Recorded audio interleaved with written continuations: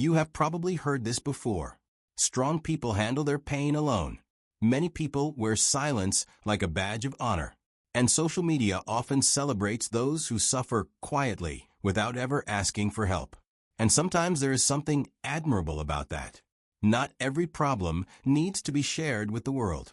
Some people genuinely prefer to process things privately, and that can be a healthy and personal choice.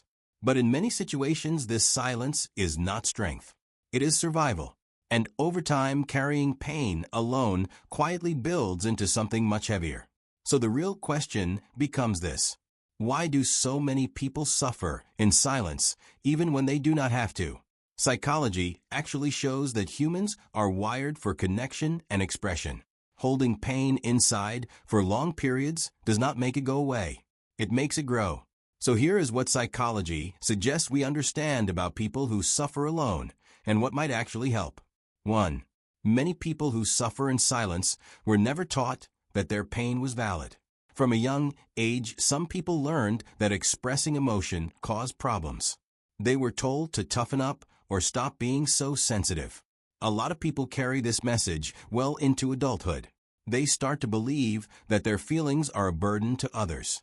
So they keep quiet not because they are strong, but because they learned early on that speaking up was not safe. Psychologists explain that this is often rooted in early emotional experiences at home or school. For example, you might notice yourself automatically saying, "I am fine," even when you are clearly not. That automatic response is a learned habit, not your true emotional state. 2. The fear of being seen as weak keeps many people locked in silence. In many cultures, strength is still measured by how much you can handle without breaking. Asking for help is often confused with giving up or losing control. Most people think that if they show vulnerability, others will think less of them. So they push through. They smile at work. They show up for everyone else. And then they fall apart alone behind closed doors when no one is watching. Psychologists often emphasize that vulnerability is not weakness. It actually requires enormous courage. For example, deciding to tell one trusted person that you are struggling is not falling apart. It is one of the bravest things a person can do for themselves. 3. Some people do not speak up because they genuinely do not want to be a burden to others.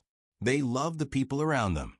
And because of that love, they protect those people from their pain, even at the cost of their own well-being.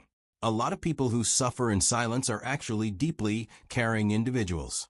They are the ones who always check on others. They are the strong friend.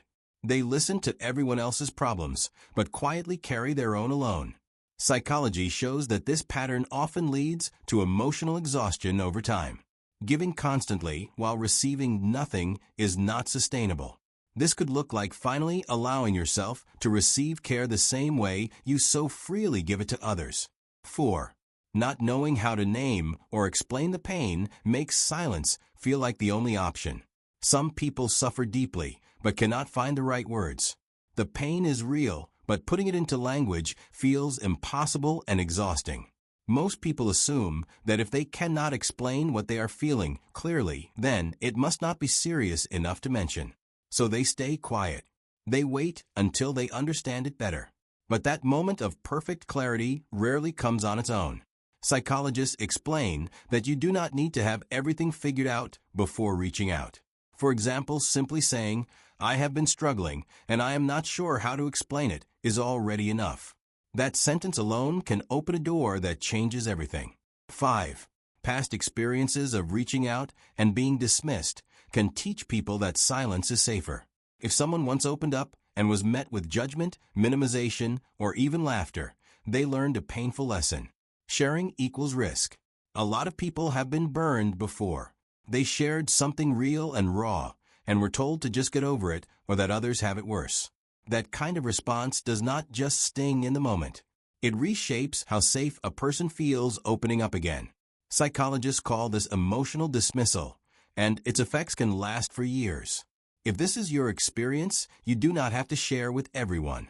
You might decide to find one person who has shown you they can hold space without judgment before trusting again. 6. Sometimes people suffer in silence because they have convinced themselves that it will pass. They tell themselves they just need more time. And sometimes that is true. But often it becomes a way of endlessly delaying care they actually need and deserve right now. Most people believe that seeking support is something you do only when things become truly unbearable. So they set an invisible threshold. They will ask for help when it gets bad enough. But that threshold quietly keeps moving further and further away. Psychology often emphasizes that care does not have to be earned by reaching a breaking point. You are allowed to seek support before things become a crisis. For example, talking to someone when you feel low is always better than waiting until you feel completely empty. Suffering in silence does not always mean someone is private or introverted or simply handling things well. Often it means they were taught somewhere along the way that their pain was not welcome in this world. And that is a very heavy thing to carry alone. You do not have to share everything with everyone. But you do deserve at least one safe place where your pain is allowed to exist. Keeping it all inside forever is not strength. It is a quiet form of self-abandonment. Healing is not about performing your pain loudly for others. It is about being honest with yourself first and finding at least one voice willing to truly listen. That is enough. That has always been enough.